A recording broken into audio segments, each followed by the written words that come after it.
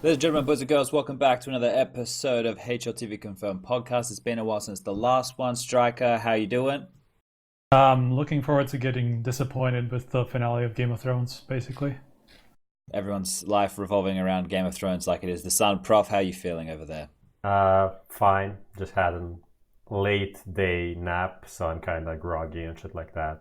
Will take a while to get into the groove of things, I guess. But Okay. still, at least, I'm not going to be disappointed by Game of Thrones since I don't watch it. Okay, that's cool. I'm a little bit sick and went to the dentist, and I thought that there was still something wrong with my tooth. Turns out that she says that I'm probably really stressed, or my body's falling apart. So really cool. Everyone's up to date. Now, we're going to keep the tempo of this high. Lucas, do we have the breaking news song? No, we don't. Okay, well, let's keep going the energy high here. What I want to do is we're going to start a new game because there has been some time between the previous show and this one. A lot of breaking news has happened. It's transpired. So we're going to call out a new series I've just made up on the top of my head spontaneously. These are always the best ones. We're going to call it Yay or Nay. Now, the three of us as a consensus, I'll read out a news topic. Let's say me and Prof say yay. Well, if Striker says nay to the move, however I pose the question, he has to explain his rationale, and we go from there. So we're going to be kicking this off with the big one. FaZe, get Neo and drop a Dren. Yay or nay? Let's start with Prof. Give us a yay or a nay. I'll actually say Just yay. strike it down the middle. All right, Striker, yay or nay? What did Prof say? I missed it. He said yay. He said yay. Okay, I'm inclining towards a yay too. All right. Well, I'm last, and I'll have to go opposite, so we talk about the topic at least. I'm gonna go with. I'll We take will. nay then, and I'll justify the nay, and then you guys can tell me your yay. Now, this is obviously I'm playing devil's advocate in this situation to keep the Go game for it. fun and spicy. But here we go. So I think the nay reason is because I'm not sure that Neo is going to be able to bring them long-term success. I don't know if it's going to be something which can come into the team. He's not going to shake things up. I don't feel it's going to be like a fresh vibe, still of the older crew, and not necessarily someone. I think they needed to bring something in that was exciting, had a fresh vibe, like maybe an Easter of the world, something to get them going. Now, anyway, the guys who actually said yay, give it your crack. We'll start with Prof because that's where we started the yay. Yeah, so I don't like the move. I don't think I agree with you. I don't think it's going to be any sort of long-term Why did you say success yay then? will come from it. But do I think that having a Dren would be any better? I do not. I don't think that would help them in the long term or in the short term. I don't know. So they have this free time. My idea is they want to get Flusha.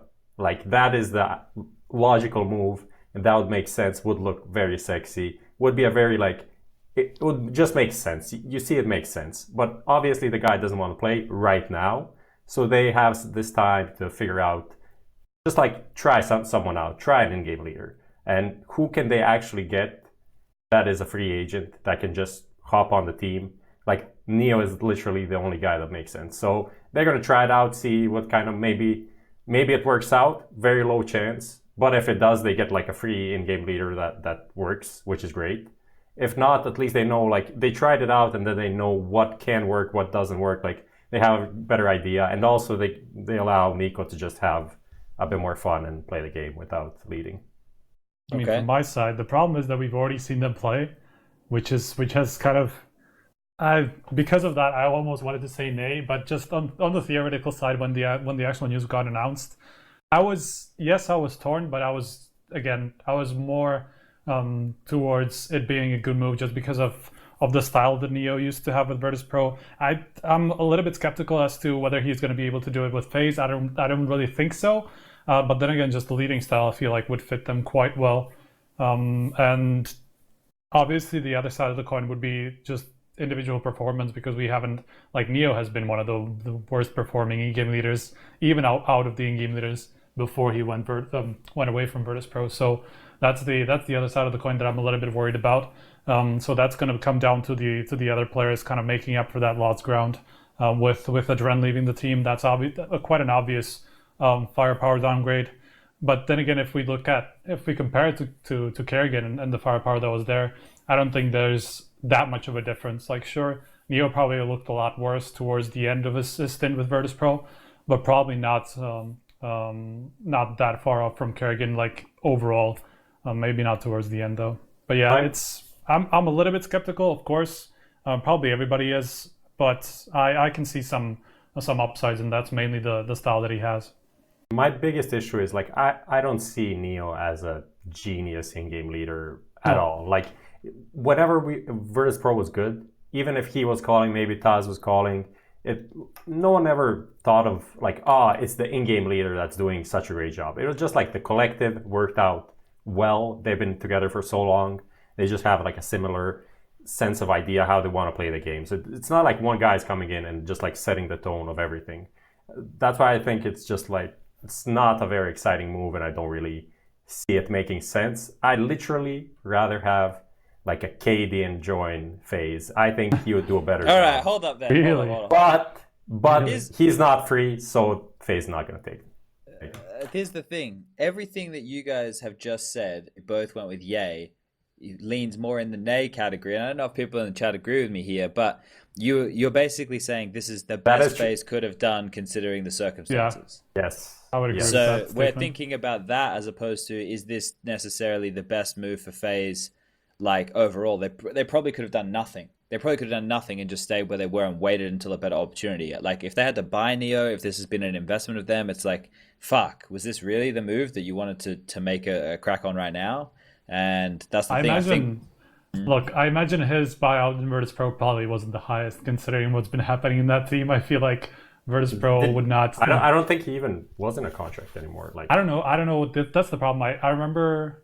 Well, I don't remember exactly what the latest news about their contracts was and when that came in, but he had something like a 3-year-old contract or something, and I don't know when that was signed. So it's kind of hard to tell. But yeah, I don't think either way. I don't think Virtus Pro would have really stood their ground on how high the contract should have been probably originally, which was probably insanely high considering the length of that contract.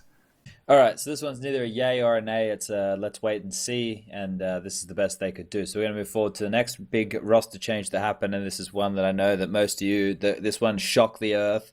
Everybody woke up in the middle of the night in a hot sweat once they heard this one happen, but it was Nato Safix to Heroic with Mertz. Oh, that one. Mertz Okay. going, see, this one's gone under the radar. So I thought I'd bring this one happened so subtly. So they went to Sydney, and they didn't find too much success, and they get home, and then 2 days later they have a roster change, and they have Nato Safix in to play for the ESL 1 Cologne qualifiers online within the space of 2 days of traveling home from Australia. First of all, yay or nay to this roster change? Striker, we'll start with you this time. I would say yeah. Prof? hard yay. Okay, and I'm going to meet you there. And I think this one we can probably sum up quite quickly. Mertz, even ever since he's come to the top, has struggled to find consistently on the AWP. Nato Safix is somebody who may, he has his moments, but he's definitely going to be bringing a solid, consistent gameplay, it feels like. I think I'm just glad that he actually found a team and not like some tier 4 team that we're never going to see on any like notable LAN or anything. We actually see him play for like a semi top 20-ish team that actually will get to play at events like whatever DreamHack opens and those kind of events that they did qualify for Cologne literally. Oh, that's true. The that's second true, day yeah. that he was in the team. So and he played like he wasn't carrying them, but he was playing pretty well. So that's a good sign. Definitely. That's the thing. Like he has been a free since his release from Sprout. He has been a free agent in Denmark that I expected to be picked up pretty quickly. It took him a while, but now he finally found something. Yeah, I mean MSL wants to opt, so there's no place over there, I guess. But yeah, this Mertz move, I don't really even understand why he was removed. Like he wasn't the worst player on that team. It has to be something like within the team, or maybe the style that he plays, or something as what Sponge said, like consistency, showing up on LAN in a big match. It's something that within the team people just didn't like and thought like, okay, it's not worth putting in more time with Mertz. Let's get Nato Safix. He's a free agent, and he did already stand in with them when Mertz was having something. I don't remember what. So they played with him. They know like the players. So why not give him a chance? I think he was really the free agent that should have been picked up like 2 months ago. But like, I don't know when he left Sprout. That was like 6 months or more from now. So definitely, I think a good pickup for them. All right, we'll move forward. Let's get to Dennis to Big, and next sitting down.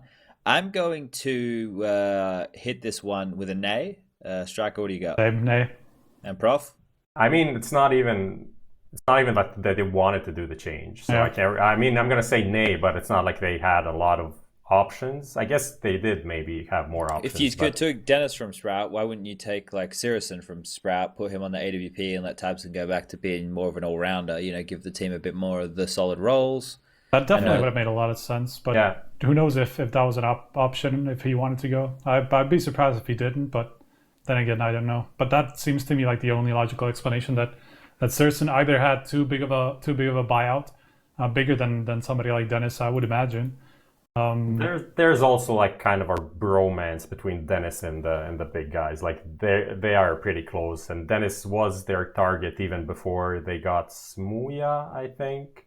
Like they really wanted to add him a couple of times before, even though it didn't make sense. It didn't seem like he was the guy that would propel them to the next level. So I don't know. They just had him on the radar, I feel like, for a while. It just seems strange that there's no up and coming talent in Germany. You know, like every other one seems to have like this prodigy kid. We're not even seeing any of that. I know there's talk about Faven, but obviously, if he's blowing the things up, we'd be seeing him in the in the spotlight a little bit more. So I don't know. It feels like this is big now. Are just kind of run of the mill, right? Their skill ceiling. You get rid of Nex. Well, Nex has to step down for whatever reason, and I think like their skill, it's all based on Tabson and Zataras if he can learn any language. Now, like there was always Nex was that flex, that third potential to step up, and then they could have a really good series.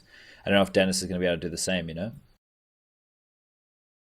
Yeah, I'm not really sold on the firepower definitely of that team. You have Dennis isn't the Dennis from Mousesports. I feel like he's been playing better in Sprout than he was in 2016 with Mouse. But combine him, Gabi, and Titian in the same team, I'm not really sure that is like a winning combination for Big.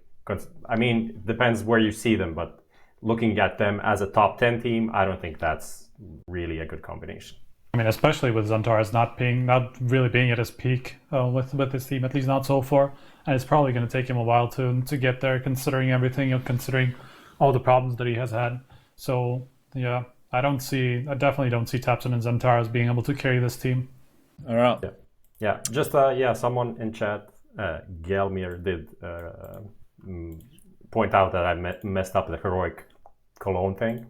They are playing Avant-Garde, but that match wasn't played because someone was sick. So Staven had some health issues. Was sick, so they postponed the match. So that is like the two of them are in the fight for the last spot. Avant-Garde and Heroic.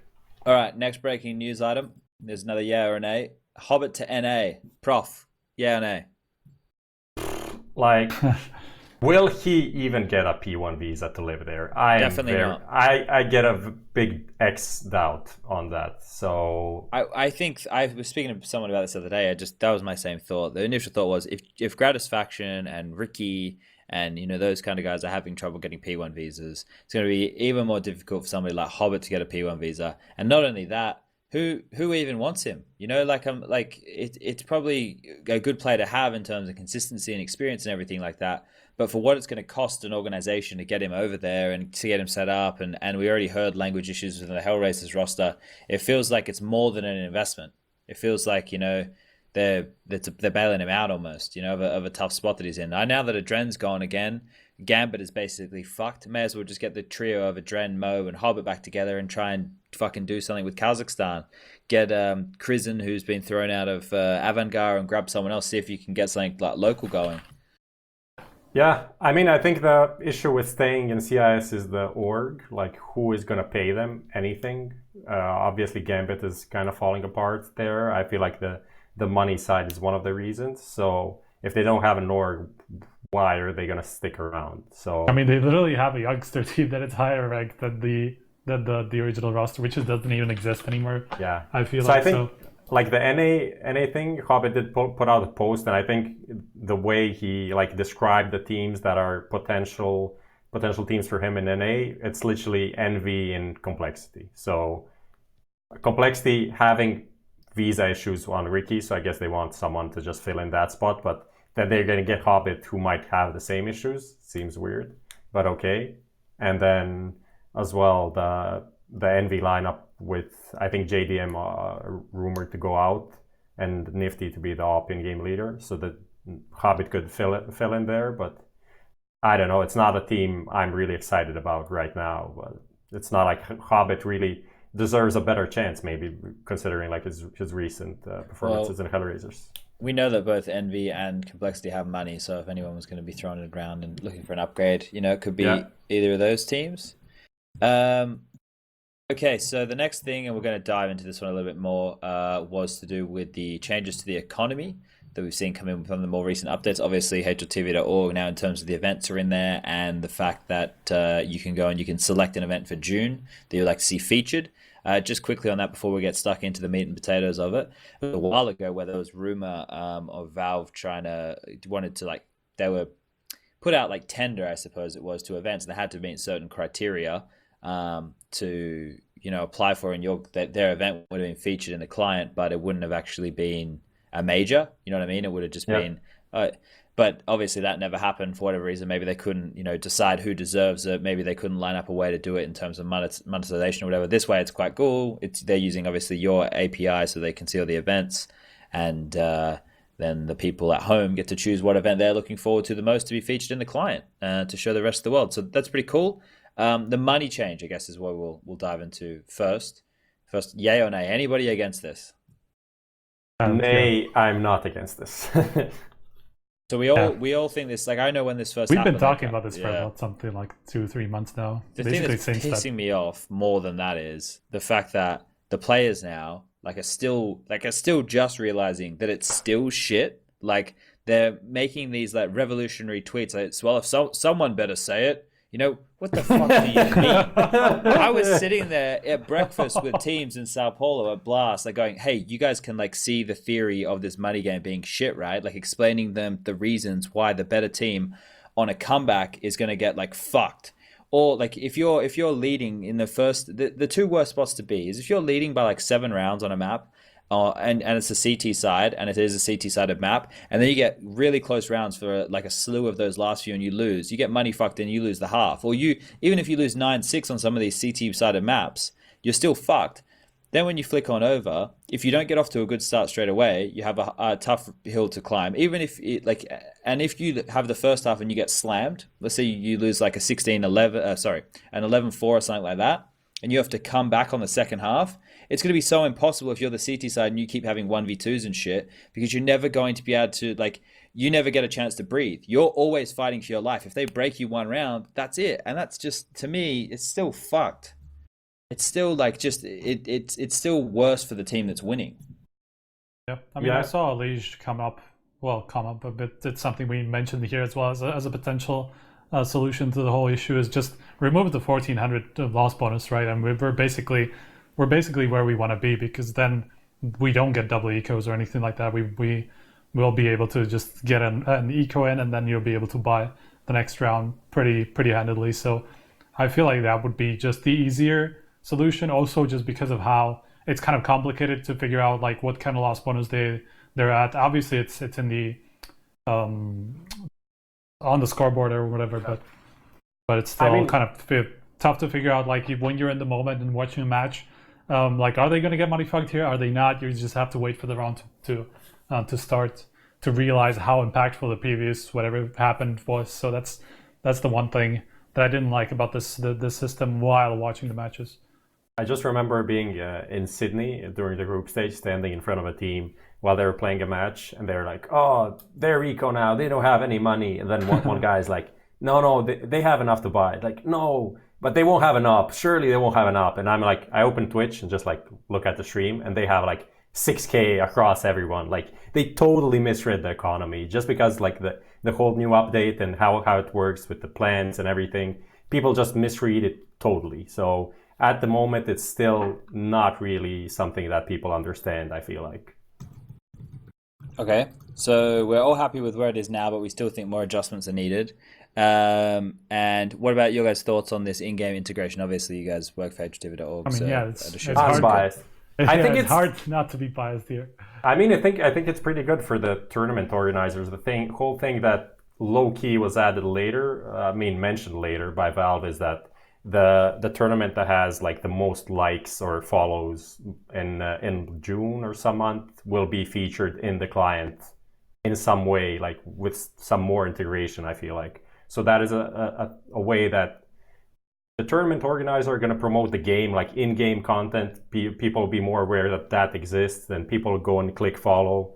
Then the follow thing will pop up, and people, when the match is live, you just, as soon as you launch the game, you just see like this match is live. So you click, you watch at least 5 minutes while you're waiting for a queue on matchmaking or some shit.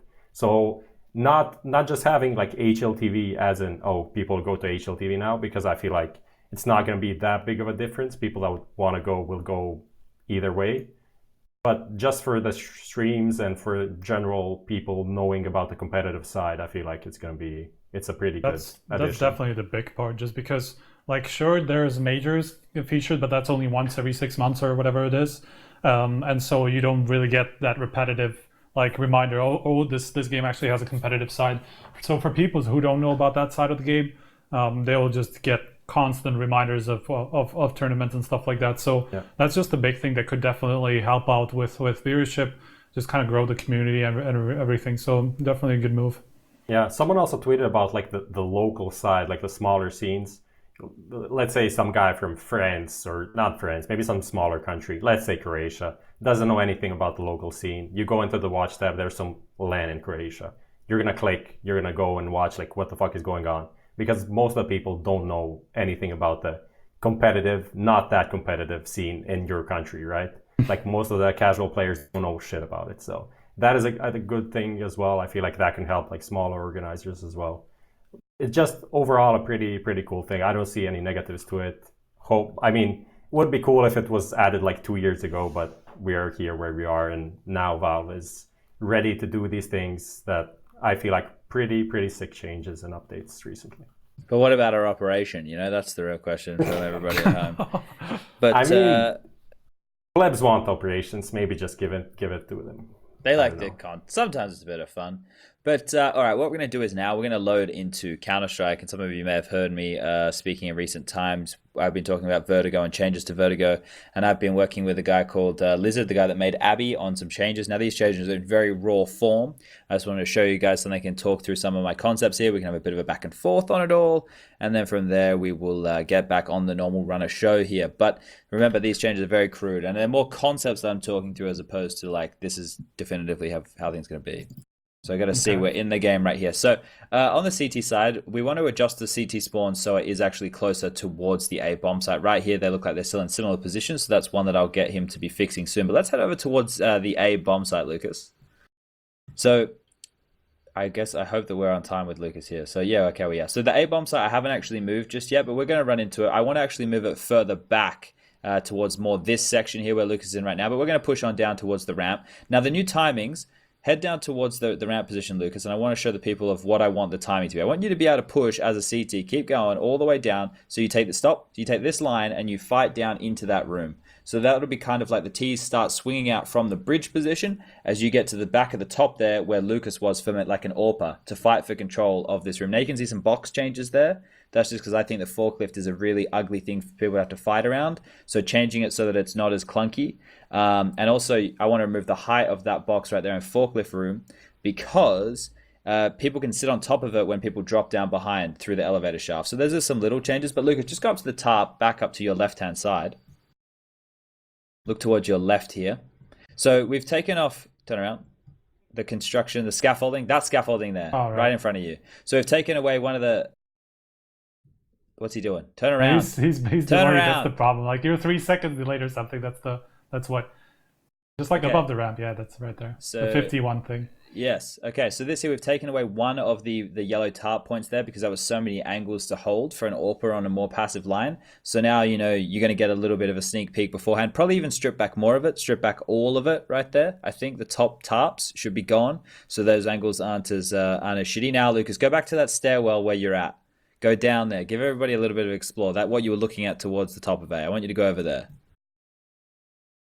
Yes, so this is the new path that I've added to the A bomb site, and this is meant to be done in the same theme as like a squeaky door on Cache, or like a door on Tuscan that comes up on the back side of the site. Now, what I think is important is the fact that the CTs obviously need to spawn closer, but fighting for this forklift room, which is in front of Lucas here, will become the main focal point of the A bomb site.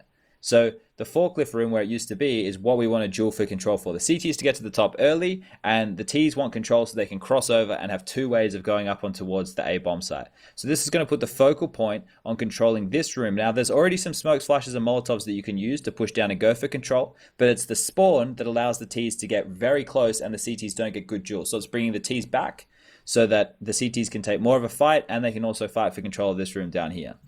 So this is pretty much it towards the A bomb site. Lucas, if you want to, these props over here, this is the main change. These props over here need to be changed in this room to be a little bit more functional, but that's cool. We'll work that out. Head over towards B, Lucas. All right, so some of the things over towards B. The site has been moved. I've moved it further back, or Lizard's moved it further back and got rid of the big aircon generator thing. So one of them's been removed and the bomb site's been brought further back. Now, I think that if you think about most maps, there's always a map with a bomb site that you can rush straight away. Dust 2, it's B. Mirage, you can do the same thing. You can flood out B apps. You know, it's an all-in. It's the Hail Mary strat. Well, we'll keep it similar and we'll keep Vertigo and B the same. But we need to move the bomb site back for a few reasons. Now, the reason that you need to initially is because the Ts actually need to get into a position to be able to plant. They shouldn't be given free plants all the time. And Vertigo promotes a lot of that with the timings. I also wanted to open the bomb site up a bit more because it was quite cluttered. And this here, one of the big things is, Lucas, if you turn around back towards the stairs, this isn't completed yet. And just the best way to explain it when we do look at the stairs is that I want the high level of the stairs, so back there where the 51 sign is, to all be the same top floor. Oh, we can hear a fucking... There's a child in the room. We want that top floor, that where it says 51, all to be the same height. So the stairs are going to come up and it's going to bring the Ts up to the top level quicker. Now the reason for that is so that the player can sit in the B bomb site with an AWP and not have to take a headshot duel. So right now, as you come up the stairs, it's basically just headshot duels for the CTs to defend, which is very difficult to do. There's so many positions on the ramp that they can fight from. If you bring them up in a straight line, and then they'd be where Lucas was standing on the backside of that ramp, they'd already be at that height. And then there's those props, Lucas, right in front of you. There's the window, I guess it is. The window drop down is that extra bit of prop that wood added. Now, the reason for that, if you go down to the lower section, is so that somebody from middle can actually jump in that window, and then a T who's defaulting can't sit down the bottom on all those really, tight, hard to clear angles, because that position as a CT is now very difficult to clear as you come out. So these are just so now it's going to be a fight that's a fair fight. No one can go down the bottom, Luke, off the top of the stairs, drop down to and try and look up towards that window position. Yeah, move forward, straight forward, and fall on off. Yeah, there you go. Now look up. So now that angle, right. They can't fight that anymore, right? So now it's fair. And also was thinking of adding a ladder up to the left-hand side where Lucas is. So there's like you can come up two different angles, but one of them, obviously, you get punished for heavily if they're there. So these are just some of the real simple changes. Obviously, things need to change. But the biggest concept is the spawn timing towards that A position for the CTs and fighting for control of that forklift room. Anyway, you guys got any thoughts on Overpass? I've seen it get played a lot. I like the addition of a new pathway towards A. Because it kind of gives me like a Cobble vibe on like A site and how what is it called? Fuck, we haven't seen Cobble in a long time. I don't even remember what's called. Well, just the hallway of in front of A, right? You have the pit position and then you have the hallway next to it. Yeah. Is that Matrix? Okay. Yeah, danger or whatever people call it. But that's giving me like a similar vibe where you have like two different entrances and more of an area to fight over from both sides of the map, like from both Ts and CTs. So I like that vibe to it for sure.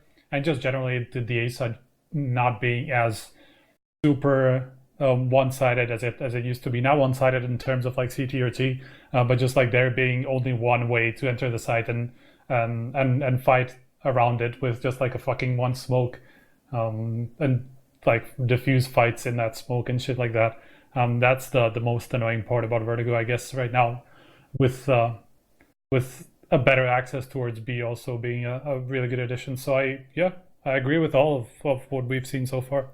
I think the extra entrance is something that we should not put in instantly. Like the A ramp changes and like some B changes should be put in first so we could test it out and see how how the game develops, because the things that I think are bad on Vertigo right now is that it is a part down to teams and a part down how the map is made, is that no one is going for flanks like on the A ramp. Like people stay on the A ramp with 5 people.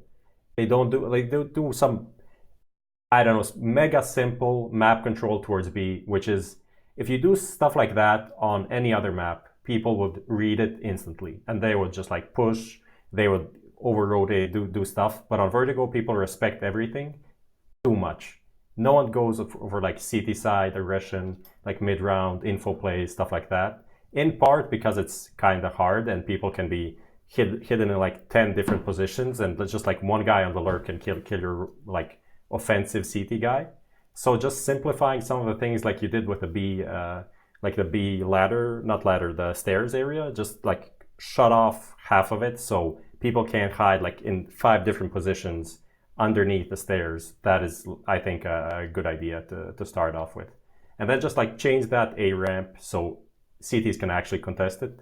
Yeah. Be it that is the number one thing that we need to do. So then we see how the map develops, or how the meta develops, how people can actually take mid control and do something with mid control, because that is almost not used at all now, which is, I feel like, stupid from both sides. Like CTs never use that. I mean, they do go for the drop, but not even that often, and they do it at the wrong times, I feel like. That drop, especially if you want to flank A, that forklift position with the tall box, if you honestly sit on that tall box and somebody drops, there's, even if they know where you are, there's no way to flash them out of position. There's no way to Molotov that guy out of position. Literally all you can do is drop down and hope that he's not there. Because if he's in that position, I think I could train a fucking...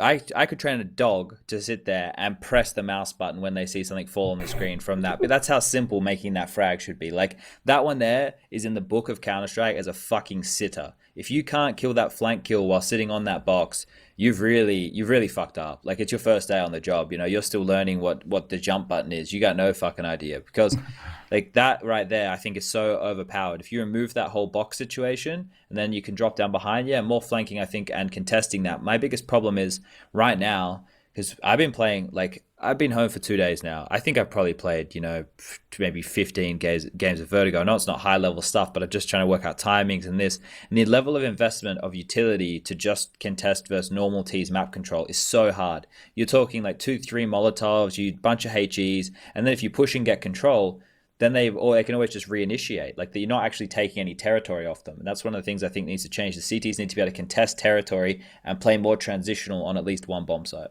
I also like the fact that, like, on A, you will also have like decent crossfire setups for like post plant scenarios, or even for defenses, just because of that extra angle that you basically create with that extra pathway.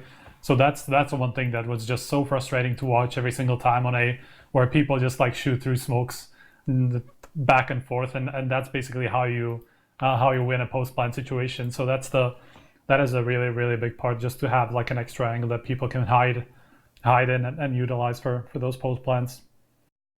Okay. Yeah. Do we have anything else on Vertigo we want to cover?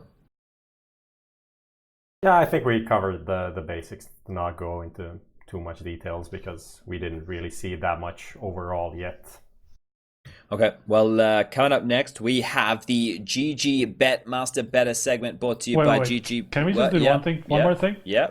Just touch on the minor invites and basically what it means for Cloud9, because I feel like that... Oh shit, we don't have that here. Yeah. At least for me, that was kind of a surprise, because I didn't catch how Starlito revealed the rule book and the discussion around that. So for people who missed it, basically Cloud9 got invited to the Americas minor. And that's about a week after Starlito announced the rule book. As I said, I kind of missed that part, so I'm a little bit late on the train. So I hope people are on the same situation as me, as they don't realize what actually happened. Starlito actually added a rule into their rule book that prevents teams from doing not what Cloud9 did, because they actually had a health issue, but just generally from swapping a coach for a player for any reason whatsoever. Now it has to be some Cloud9 golden type situation where a player either has a visa issue, some sort of an emergency, or a health issue, where you can swap a coach in for a player at a major. So now that's not going to be possible for the Starlito major, which means Cloud9 can't really utilize that loophole anymore. They would, somebody would have to get sick for them to be able to use that, or they would have to bring back Flusha, or Zelsis for them to be able to maintain the majority of the roster that actually made it to, I think, 11th to 14th place in Katowice. And kind of brings up a question regarding Hellraisers, who obviously don't have the same majority as well, with losing Dead Fox, Woxic, and Hobbit from IEM Katowice also would have been eligible for a spot if they had the majority. So that's another question that this kind of raises, because they would either have to bring back one of those three players, Dead Fox being probably the biggest possibility. We already talked about that when we talked about the changes in Hellraisers. And yeah, that's a big takeaway for me. Yeah, I mean, there is nothing has been revealed about the Hellraiser situation, and they do hold one of those closed qualifier spots, if I'm not mistaken, right? They made it into the, I don't know, but they're not in the minor closed qualifier anyway. It's in Europe. It's Fnatic, North, Windigo, Valiant, Heroic, Big, Mousesports, and Optic. So that's a very nice mini tournament right there, and it's gonna be pretty interesting, pretty stacked. Yeah, it's gonna happen every time now. What do you mean? Especially when we have North fucking up and losing us, Europe, the strongest region, losing us a spot. Thank you very much, Mr. Well, let's hope that doesn't happen again. I think it's good that hopefully the rules aren't being bent to it feels kind of scumbaggy. Anyway, I'm glad that it's not being, the rules are now, kind of clearing themselves up, or maybe Valve could still step in and give us a rule where we don't have to worry about people having to make those kind of plays anyway. Adding being able to use a sixth or something at any point, that'd be nice. We always talk about that. Feels like a pretty simple change not to have to use the coach. Just to clarify, this is coming from Starletter, not Valve, and apparently Valve are okay with it. Otherwise, it probably would have been in the rulebook. But yeah, I'm not entirely sure if we can expect it for future majors, but hopefully Valve will kind of learn from this and realize that that's the way to go, and just to make it an emergency type thing, not for it to be there for any use whatsoever. Okay, well, now we can move forward to the next piece of news that we had going, which was the Master Bettor, brought to you by GG Bet, sponsor of the show here, HLTV. Confirmed. First of all, before we get underway, if you're going to gamble, do responsibly. Only if you're old enough in your respective region, and if you have issues with gambling, just Google gambling problems, because the internet will fucking help you out with that shit. So anyway, as you guys know, if you tune into the show, Prof versus Striker, toe-to-toe in a warfare to see who can predict matches better. Who are we going to start with this time, Lucas? Yeah, let's see where we're standing. I think I won my last bet again.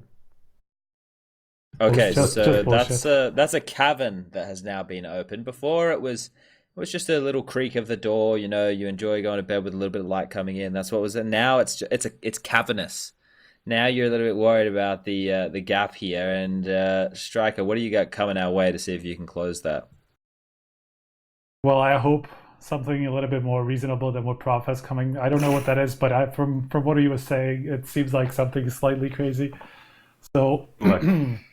I only went for LAN matches. I'm not going the Prof route and just doing for online matches, because I've been burned too many times to bet on online CS. I've only done it when we literally had to. Like, whenever I had the chance to bet on LAN matches, that's what I do, because online CS is random as fuck, but somehow Prof has been able to take advantage of it and just find some bullshit odds on teams that are like 90% favorites and it have like 1.5 odds. Just thank you very much, who fucked you last time when you bet on LAN matches? I don't remember what I had. Something about Blast, right? Oh yeah, wasn't that? Oh no, I think that was the Astralis one that they lost to ENCE. I think that was one of them. That wasn't even a bullshit way I lost. It's just like the way that the tournament went. Yeah. I think. Astralis ENCE is the one that fucked me over. You are just bad at predicting outcomes. Well, so to be honest, Astralis ENCE, that was a little bit. Well, whatever. Let's throw Striker's slip up and we'll go to Prof second, because Striker's the one who's going to have a lot of ground to cover here. Sure. I mean, I went for Ents to win both games against Renegades and against Renegades in CS Summit, That's fair. which is about to start in a couple of days, May 24th. You can see that on the right, because Renegades obviously don't have their full lineup yet. They will have Smuya playing for them still, and for that 1.4 odds actually seems pretty decent. Honestly, I like those odds a lot for Eds who just won a big tournament and obviously are coming into that event as probably the biggest favorites. So I think that's not a big surprise. Navi to beat Big, that's ESL Pro League, the second group. So again, Big just changed lineups. Navi, it's not the first game for Navi. They're playing, I don't remember who they're playing first, but it's not the first game. This is the second, I think. Yes, I have the same. The Navi Big game I have as well. Yeah, so that's the second game for Navi. I think they're pretty heavy favorites against the Big that just changed lineups and are probably not going to be looking at their best something like a week later. And last one, that's the one I'm worried about, is Cloud9 to beat a United, also Pro League. In their group, they also have Ghost there. Only enough, they actually had better odds against Ghost, I think. How can you convince yourself to bet on Cloud9? I don't know, man.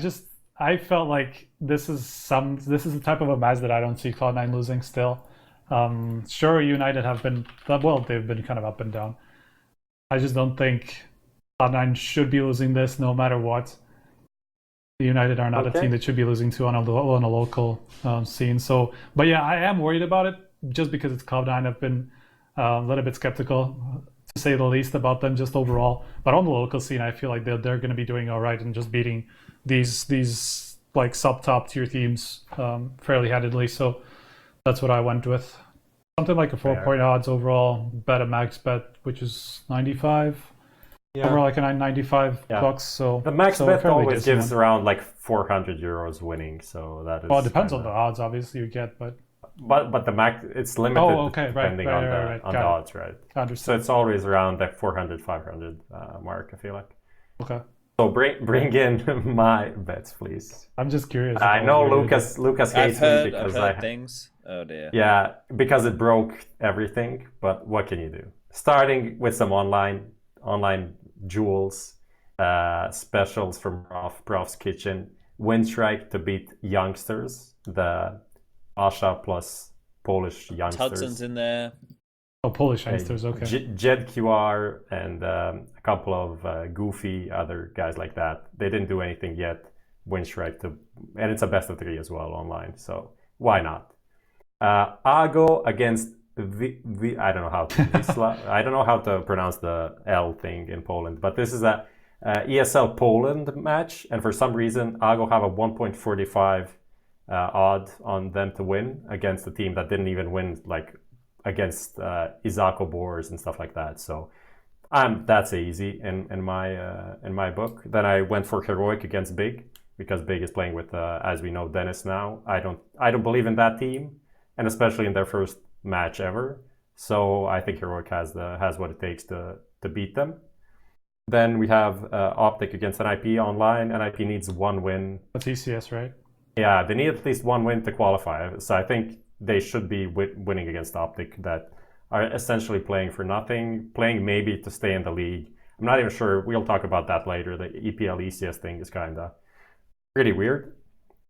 Then we have Ghost against Infinity. It's 1.07. I feel like that's just that's pointless. It's Infinity. It's Infinity on the other. It's not really a great team. Let's just keep it out. It's I understand the point, teams. But for like 1.07, that's just like a. It's just to spice it up a bit, you know. Okay. And then to finish it, I have the Navi big game as well. So.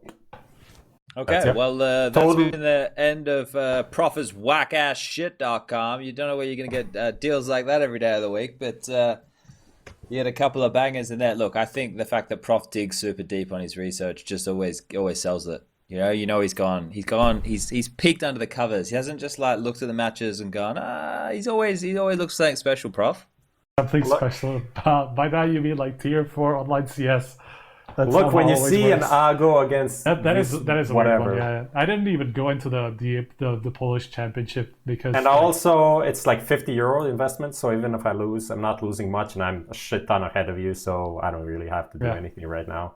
Understandable. So yeah, it's all on you, man. You want to avoid eating that shit, so Well, step up your game. These fish are going to be quite tasty. We've got a double or nothing bet. If you've missed it, well, you better fucking tune in when Strike has to eat these fish because it's coming closer and closer now. But that's going to be it from the Master Better segment brought to you by GG Bet, proud sponsor of the show. And remember to gamble responsibly. Don't gamble anything you can't afford. Don't rage at pros when they lose games because someone has to win and someone has to lose. And just don't be a fucking cunt. You know, sometimes give your mum a call, say, Mum, how you doing?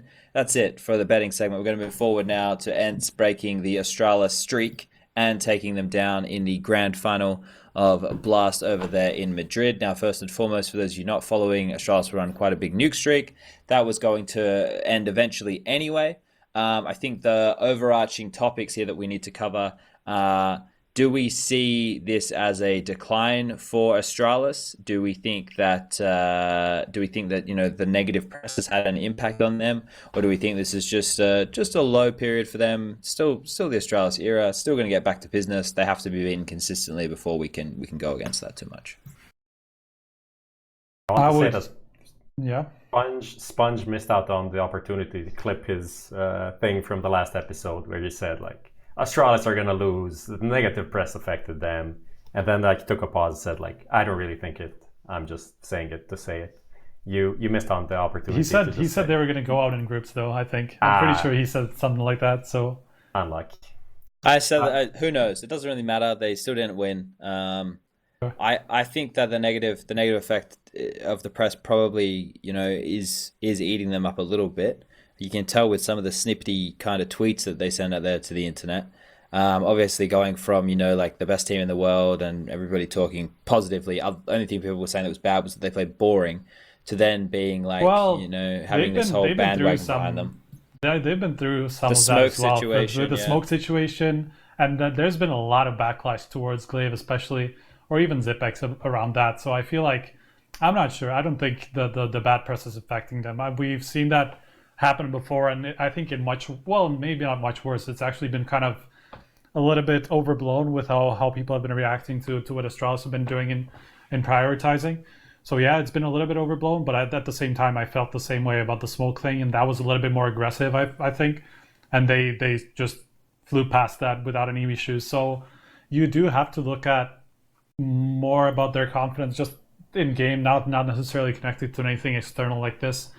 And then maybe losing a little bit of the mojo because of how they've been organizing these breaks. So maybe we're just going to see like a bit of a different approach where they just like will try to get some more momentum, like another win at a big event, and then just get back on the horse. I don't think this is a massive issue for Astralis, but at the same time, like them losing a nuke streak that they've been on for something like a year, over a year, I think even, and them losing a couple of tournaments in a row now, that's something that we wouldn't put next to Astralis like a couple of months ago. Like this would be unimaginable for them to lose like a nuke streak to even to a team that doesn't even play it as one of their main maps. It was something like fifth, maybe Ence's fifth best map or something like that, somewhere along those lines.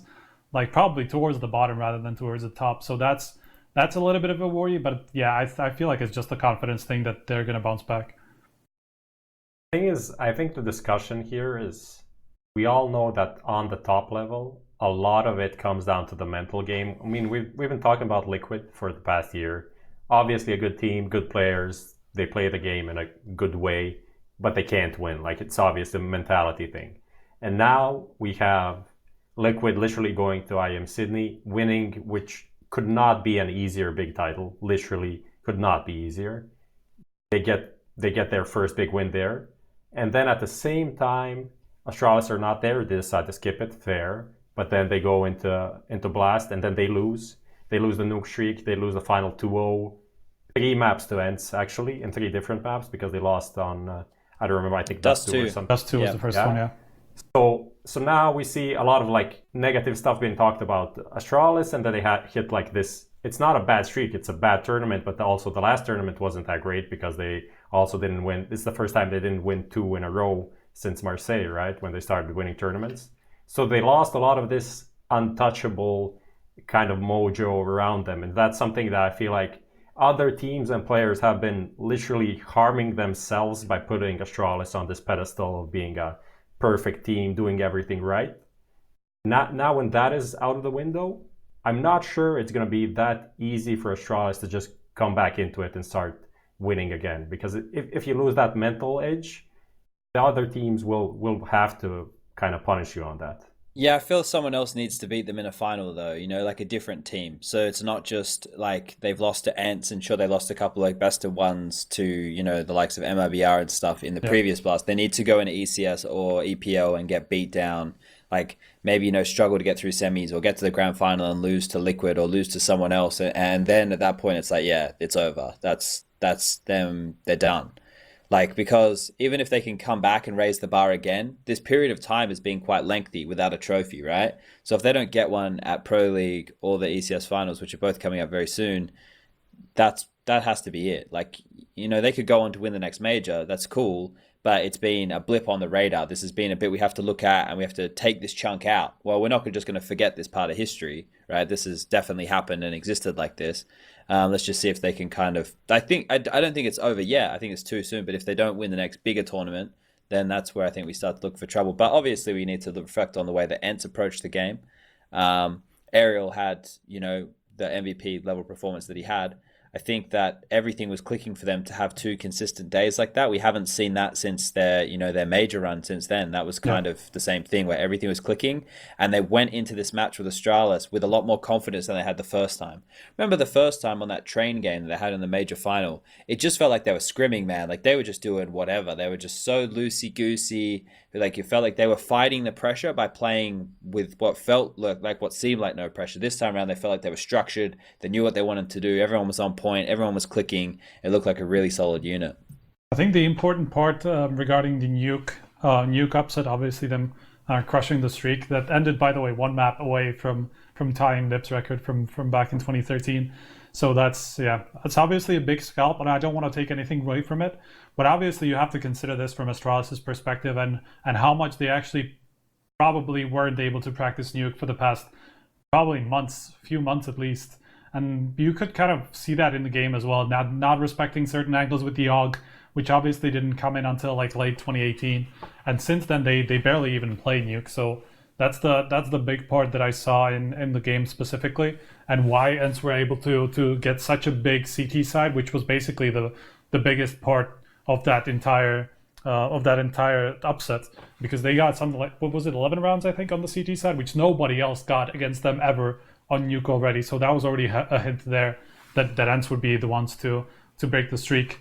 And yeah, obviously they had to do it on the T side as well and just get those 5 rounds. But I felt like they did most of the job on the CT side, where Astralis were just not respecting the correct angles with the AUG, especially outside, like towards aerial and garage and stuff like that. So definitely a little bit of a rough showing for them, but that's just because of a lack of practice, I would assume, at least. Well, like one of the things we always going back to Astralis though, just because I feel like that is where the discussion naturally flows. But what we said about Astralis in the past is like they win these rounds when they have disadvantages, when the map starts wrong. Like against this new game, Ents was obviously, it was kind of an anti-strat early on. They were pushing a lot, like ramp, lobby, doing some aggressive plays, just catching the Astralis guys off guard.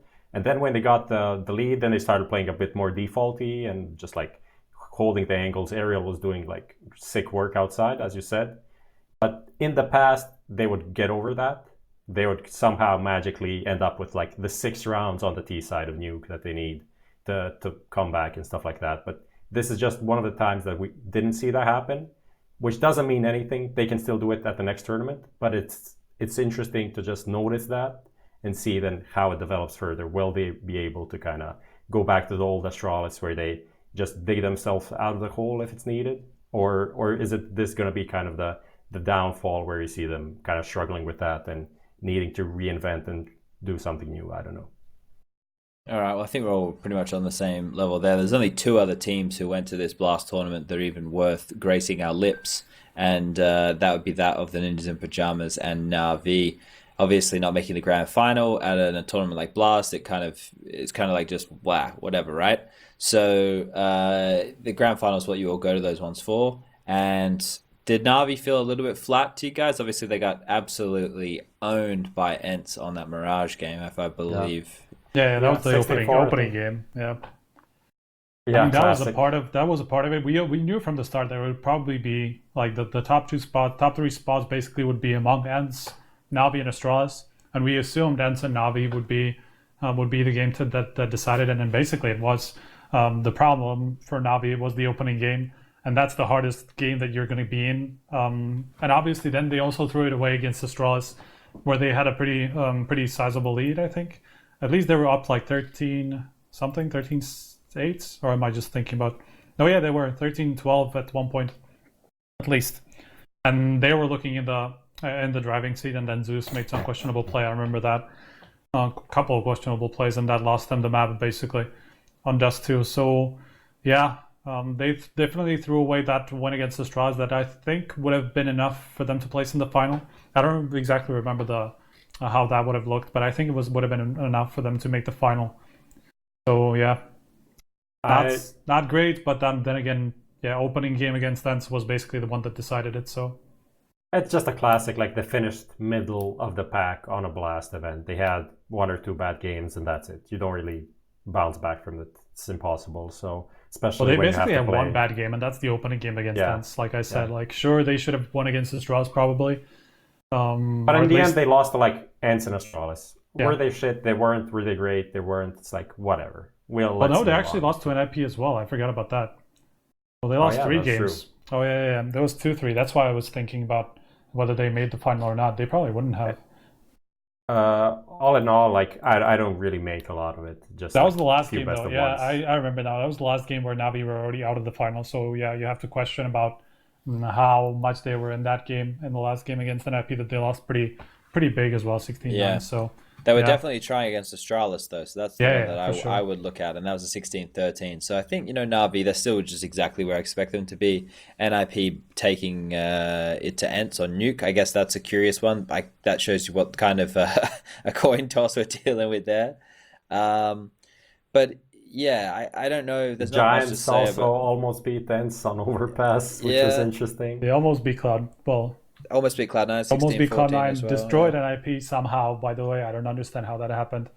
Muterus, man. Well, yeah, he had a massive game, but still, that's just like that's the game that you should never lose for an IP. But that's just an IP. I feel like But you know how Blast has that rule about quality of teams or something like that?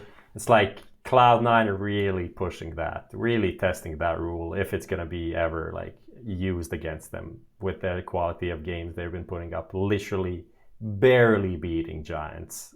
I think it was 14-12 or something for Giants. They probably should have lost. Cloud9 probably should have lost that game. Yeah, probably should have lost, but they managed to beat them. So congrats. All right, are we done with the Blast event? we just get automatic out of this hellhole. By the way, Oh yeah, Yeah, there's he had one more such a thing about fucking this insane event. tournament. One more yeah. thing about this event. I won the fantasy once again. Oh Did you yeah, have mine was automatic or really what? rough. Did I remind you of that? Once really Middle of again. the pack. I think I was third. Nah. I came fourth, Nah, yeah. let's not pull it. Yeah, let's pull it out. It would be Just like shortly. the list of like titles for Daenerys, like so many titles for Prof. Yeah. Dennis gave me a bunch of points. Automatic did as well. So good job. Dennis bouncing back after the infamous interview with Striker where he said he doesn't know how to play the game.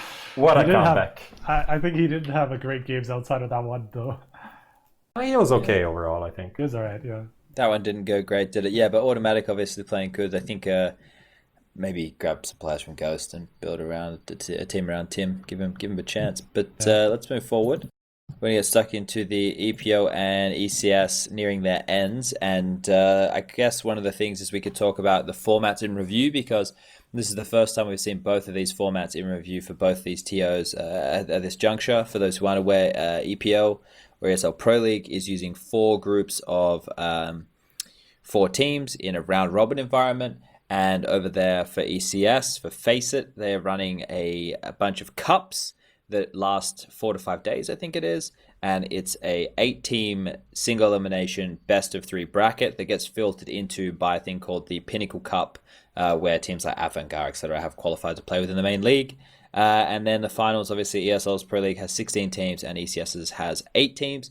All in all, which one have you liked better so far for this season? Striker, we'll start with you. I mean, it's pretty obviously EPL just because it's online. That's the main part about it.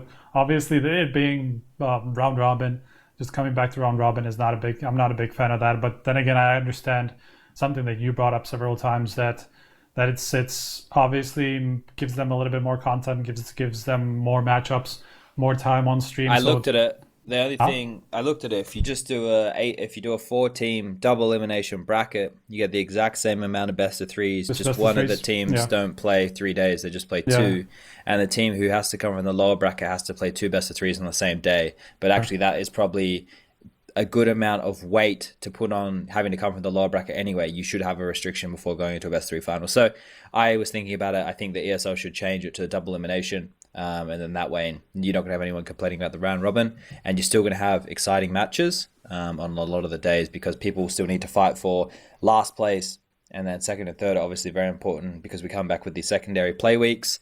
So in the double elimination, you have the same thing. So I think that ECS have done a fantastic job of bringing some excitement back to online CS, though. There were certain of their games that had 80k plus viewers, which was really cool. Yeah, that's I don't agree with Striker.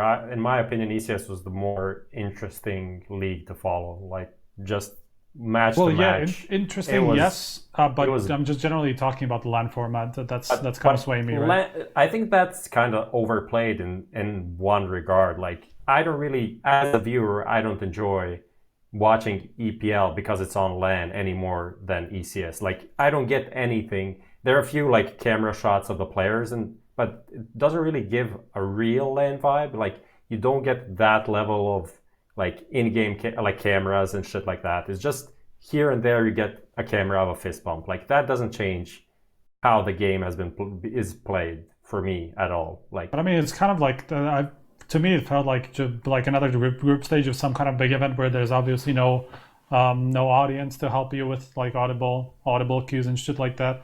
But still felt like the LAN to me. It's just not a big playoffs or whatever, obviously. If the format was a double elimination, something like Sponge mentioned, and there weren't this many like pointless or semi-pointless matches, then maybe I would enjoy it more. But like the cutthroat thing that ECS has, for me, that's the shit. Like, I enjoy that. You know, if you lose, you're out. There's no like, but maybe if this guy gets one map and 17 rounds on 2, like, no bullshit. Either you win or you lose. It's all on the line. This money thing, except the money really thing. Worked out, though. I mean, it kind of did, because now NIP and Avangard actually get to kind of fight for it, because Avangard just made it back thanks to Force kind of dropping out, which is, I don't know, that's kind of a bit of a bullshit.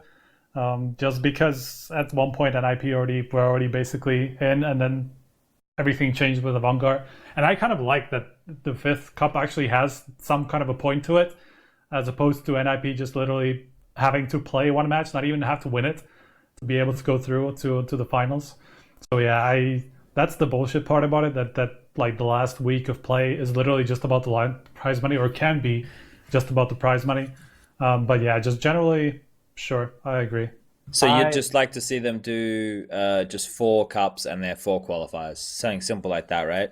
Probably.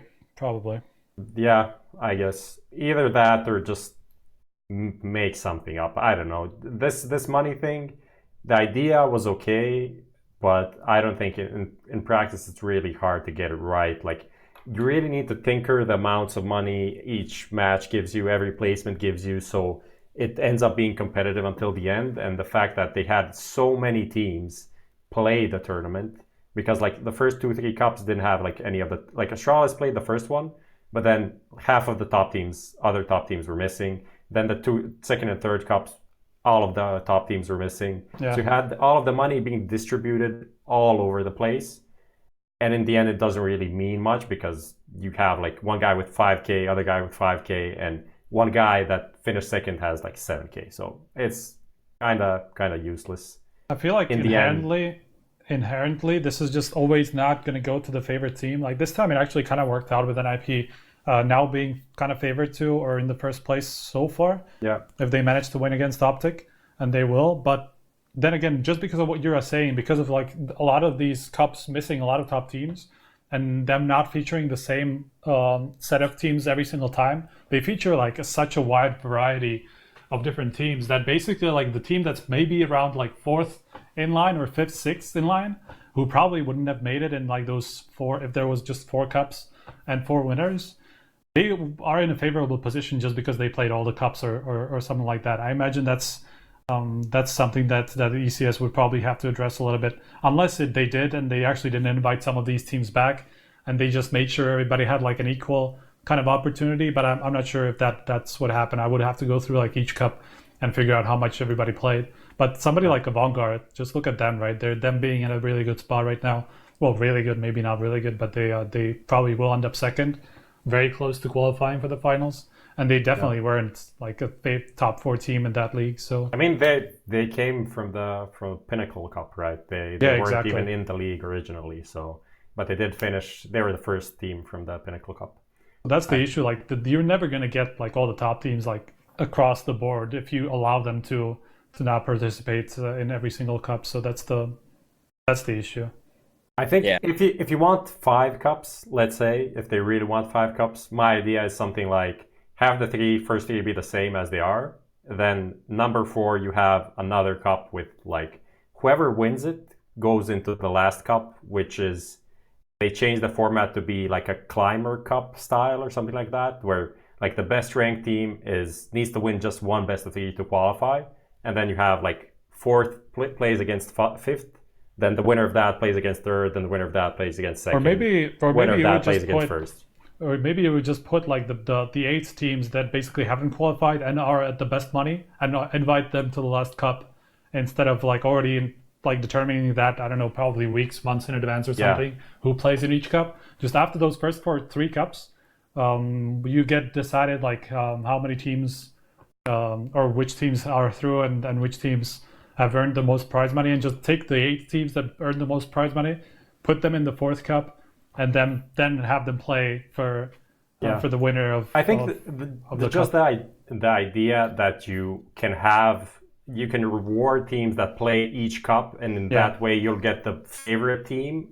I don't think that will work in practice. So I think they just need to scrap that completely and have like the cups as they are. Whoever wins goes through, and that's it. Sure. All right, what do you think, Mr. Sponge? I think there's a lot of finagling that can happen. I think, obviously they want more for more content, so it's the same thing as before. So they could easily, add in another layer. But I agree with you with the money thing. It doesn't make too much sense in terms of that. But we always thought from the beginning that we might find ourselves in a position where ECS would be hampered by their format. I didn't necessarily think it would be in this last week scenario, but I just thought it would be, maybe teams that skipping them won't qualify. And we have had that. If we have a look at the teams qualified thus far, we have Astralis, North, Vitality, Complexity, Energy, and Furia. So, they're really looking to hope, I guess they're looking to hope and get like a Liquid locked in from the North American side of things. And then NIP. How possible is that, by the way? That is possible. I think they just need to win. But don't they have to win it or go to, they need to win the it, final? Yeah. But they need to win it against MIBR, something like that. Like them and MIBR are in the deadlock situation where MIBR is in the lead. So if they end up at the same level, the MIBR is going to go. And does MIBR, like, let's say Liquid actually go out in these semifinals, does MIBR have to win it or something? No, I forgot how. I don't think anyone else is. I don't think anyone else is close. I don't. But really nobody have else the has a money. chance than MIBR and Liquid. I imagine. Yeah, so it'd be nice to get Liquid there, just so that we have Astralis, Liquid, that kind of carries the names there. NRG and Vitality are kind of those teams that are always prodding from that same kind of level. Complexity, North, and Furia all pose like a real decent dark horse threat. Like they could just have that game, that that 1 or 2 best of 3s in a row, especially in this kind of format.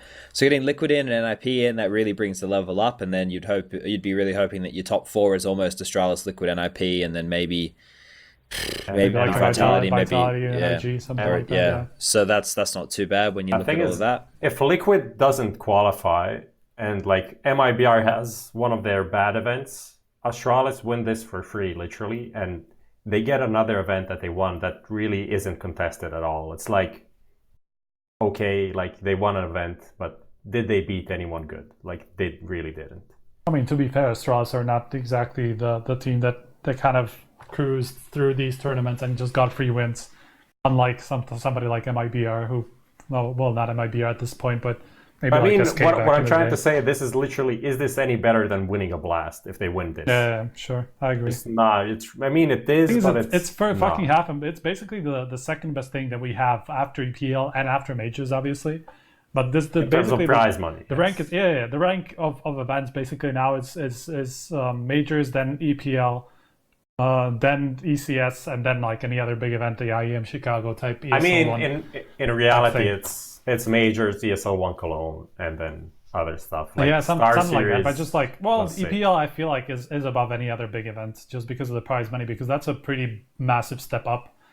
So sure, like the way that teams qualified, or at least before this, was somewhat bullshit, and in the way that a lot of these spots went to teams that probably wouldn't have made it in like a LAN environment. But at the same time, they always had a solid set of teams. It's not like those were any. I don't remember an EPL that was a bullshit event where it only had like one favorite outside of Astralis. Obviously, like Astralis were too big of a favorite, not to consider them big, but still, I just never thought that there was a bullshit event. Navi never even played one of these cups, right? Well, they weren't even in ECS. Yeah, so like they weren't playing Pinnacle Cup, so they're kind of a little bit limited there. I think if we reflect right now on what's going on over at Pro League, so we can look at the two. For their finals, they have Daytona, who qualified from the Americas region, South America, obviously. That's team with VSM, Liquid Luminosity, and NRG have all qualified as well. And then we've got Tyloo coming in from the Asian region, Astralis, FaZe, G2, Mousesports, Fnatic, and Hellraisers. The last two just picked up spots the other week. Then we have the options where it's the side of things for Europe. The Group B will be kicking off on Tuesday. Big, Heroic, Navi, and North. Do we have any preferences there? I'm obviously leaning towards Navi and Heroic there. No, I think North I've given up complete hope on, and Big as well with the new roster. I feel like it's just like if Navi doesn't go through, it's going to be a big disappointment, I think. Yeah, they need to be going through here. Bottom line. Yeah, I think that's the same with kind of Fnatic and Group A. They shouldn't lose to anybody here. Like they should just cruise through this with 3 wins in a row. Obviously, it's still Navi of opening games and shit like that. If you can call this an opening game, I imagine from their point of view, you definitely can. Because at this point, it's basically like a mental issue. I think it's nothing about like being in the right. Well, maybe not in the right mindset, but prepared enough or anything like that. I feel like they would have put so much more focus in it if that was the case. So I feel like it was more of a mindset issue or some type of a mental thing that they just go through every single time, or like almost every single time. So unless something like that happens to them, I don't see them not placing first in the group. Look, if they don't qualify for this, they have a month and a half without the LAN event.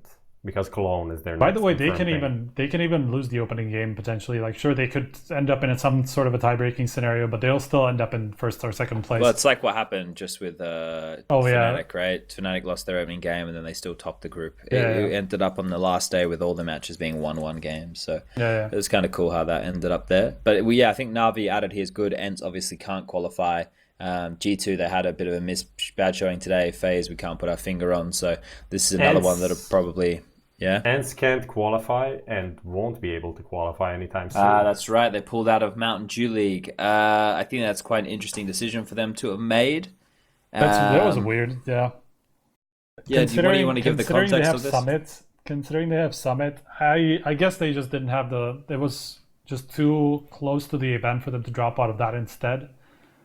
But still, I feel like that was a bit of a lack of organization ahead of time on their part. But obviously they couldn't have known that they were going to win a Blast Madrid and stuff like that. They couldn't have known they were going to be this great when they probably locked into Summit. So, but what does winning an event have to do with pulling out of a different event or not. Well, playing. I'm just saying they probably went into Summit thinking they could just get like a title there and get some more recognition from that, or at least go like maybe into the final, considering Liquid is there as well. And then they thought that was going to be like a legit event, and that obviously, sure, it's still the case. We're going to talk about it later because they actually have decent teams, but considering what it costs, that means them dropping out of a chance to make it into Pro League. Yeah, not a great decision. I feel like that's just down to bad organization. Must be just like oversight in terms of booking events and accepting invites to this and that event. Like I understand that it's I don't know, it's good to go to as many events as you can, and like good events. Like Summit is, like, as I noted, is like a low-key pretty good event in terms of teams that are there, but you're just giving away a chance to qualify for Pro League, which when you qualify, it's very hard to just be relegated from it. So I think it's a bad move, honestly. It's also just too big of a like. There's too many good things coming from being a part of that Pro League set of teams, because they're just especially for a team that actually has a chance to go into the finals, right? Not a chance. They would have probably been favored to make it into the finals at this point, at least. And we assume next season they would as well. So it's just like for them to just say no to all those good things that come from participating in Pro League, whether it be like the main part, what would have been the online part, but now like the group stage or whatever, or the preliminary stage. I don't even know what to call it at this point, but just the league and then into the finals is just too much to say no to. Like my only explanation is maybe if the playoffs or like the relegation matches are being played in some time that ENCE won't be able to play, like something around the majors or stuff like that. Yeah. But I don't think it's the case, like, because it's weird. I don't agree. I disagree with this decision, definitely. Okay. Well, I think that probably wraps up the chat about ECS and EPL until we have the last week's concluded and all the teams locked in. Can we move forward to the next one? Mousesports winning Tours, which just went down this afternoon or early in the evening. Now, they did so by taking down Valiant in the grand final. G2 played Valiant in that semi there, and Mousesports played against Avantgarde. I think we could probably just talk about Mousesports and how quickly they've got their shit together. It seems like they've picked a young group of guys who are all quite keen and on the same page. And Chris J and Carrigan are both at the same point. They're very hungry to put together a squad that's going to win, right? So it seems like they all have their heads screwed on right, and we're getting some very good signs out of these guys very, very early. Yeah, sure. It wasn't the prettiest of wins, considering they actually lost to Valiance in that group stage in the winners match. In the group stage, and pretty big as well on Dust 2. They didn't even seem to have too much of a chance in that match. And then it was a pretty close game in that grand final, despite them not even losing a map, but still was 2 double-digit games. So just not the prettiest, sure, but still, obviously they were the favorite team. They should have won, and they did, and it's still a good thing for a young team like that. I agree 100%. They did kind of wreck Avantgarde in the semis. Yeah, like, that's true. It's not like they were struggling. They beat Windigo. Windigo took 17 rounds on 2 maps. And like everything except that Valiant's loss in the group stage was pretty legit, honestly. Everyone was on point. Chris J was like the best rated player before the grand final. Then Rob took over in the grand final. Like everything exactly as we want from this team so far, which is pretty weird. We don't really get it often. Like, you look at it on paper, this is what could happen, and it really is happening. Like that. We're really getting a good I feel workload. like it must be down to like Kerrigan and how he set this up, because obviously he's kind of the glue of the team now, as the in-game leader. I mean, that's pretty obvious. So for him to be able to figure out a system that fits every one of these players, and it seems to do so. Maybe aside from Frozen now, but maybe towards the start, Frozen probably didn't feel too comfortable with the system, just because he was playing a new role. But for everybody else, I feel like it was just like lock into a great role for them, and just a role that they're very used to. So for Frozen to be able to just get used to this as quickly as he did with Sydney, and obviously with this, that's also a great sign. So just generally, I feel like everything about this team makes sense. It's great that they're actually putting in the work and being able to live up to what we kind of expect from them now. And yeah, that's it. Well, they've got 3 stars there, right? Like you got to think about this. It's very clear where everybody fits into the equation, and it's good to see Carrigan getting a lot out of Rops. He won the MVP for the tournament, at least DreamHack's MVP. I assume it's probably the same as yours. I don't think we. Well, probably wouldn't do one because of the teams there, right? Yeah, I think this is the one that we skipped, or one of those that we skipped. I think worrying signs for G2 feels like they can't just catch a break. They lost a fucking map to Ghost with their stand-in coach James. Yep. Like, Jesus fucking Christ! You've really got to start wondering what's going on here. They lost their opening game to the French Frogs in overtime on Nuke, and then they losing a map to Ghost with a stand-in. I was watching that game. I was starting to worry. I was saying, what the fuck's going on? This is not like you're losing to FaZe with a stand-in, to Astralis with a stand-in. Like, Ghost, like, I like Steel. I think he does a great job. He's a good player. I think as an in-game leader, he does a great job. But this is not a great team. This is just like an okay team. And they're playing with a coach literally 6 frags per map. That is what he's putting in. Like, he cannot frag anything. And no blame against him. Like, people that talk shit about coaches having less than 10 kills in a match, you're idiots. So just please chill. But this was pretty disgusting from G2. Yep. All right. Well, G2 are basically like starting to become like the Virtus Pro equivalent in France, where we shouldn't talk to them until we see something very good coming out of them.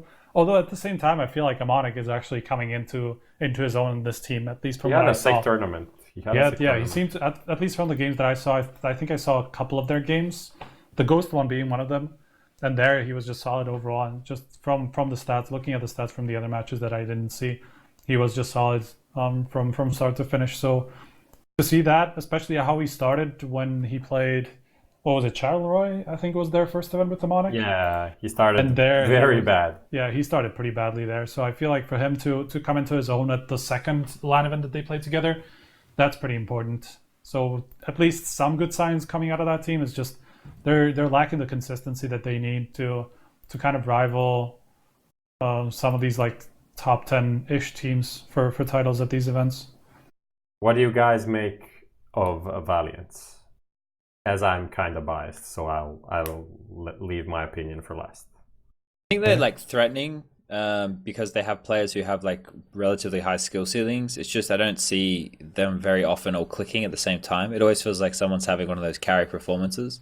It's like today in that Mirage game, like Letney, he was fucking beasting. Was it Mirage? Or was the game before? Dust 2, not Mirage. Yeah, the first. Oh, that was against G2. That's right. The overtime game. Feels like forever ago now.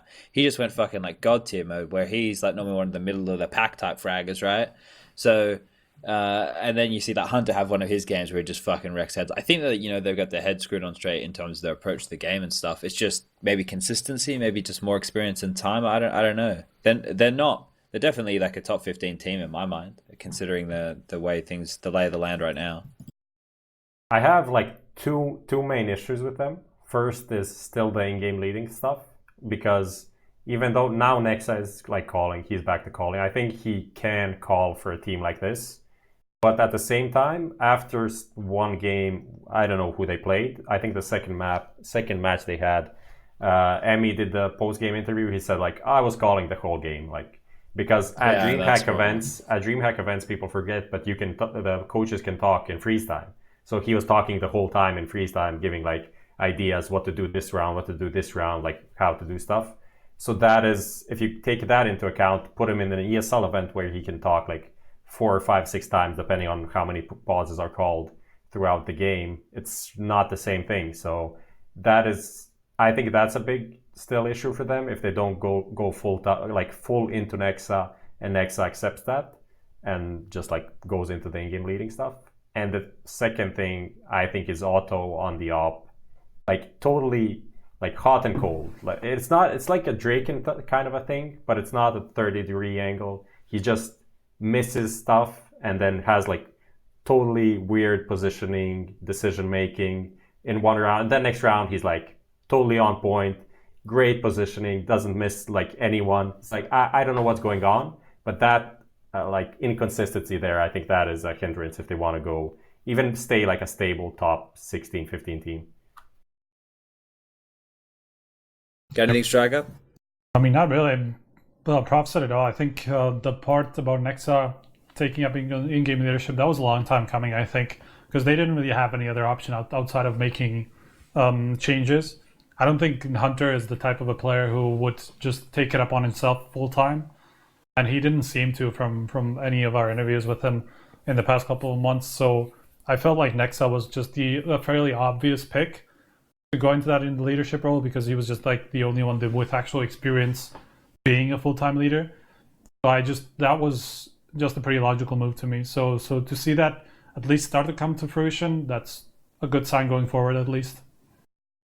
I have a solution for Valiance, and I'm gonna mention the guy the second time in this episode, but it's not gonna happen because of the salary. I feel like it's okay.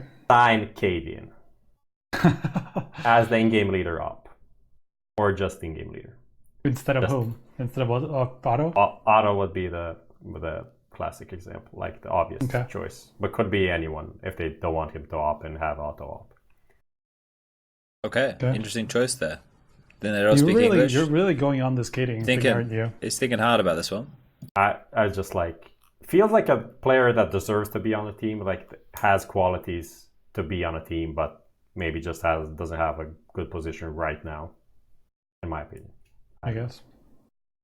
All right. Well, we're going to move forward to the final topic we've got for the evening. It is approaching the summit. CS Summit 4 is coming up, ladies and gentlemen, boys and girls, in just a few days. For those of you who aren't aware, it's a tournament that goes down in the realms of LA. Always more of a casual vibe. The viewers at home, you guys seem to like it because it's quirky and it's like relatable, and it's like, hey, they sit on a couch too, and it gives you guys that kind of vibe that, you know, we all do the same things in life. So what do you make of this? What do you make of this format that they have?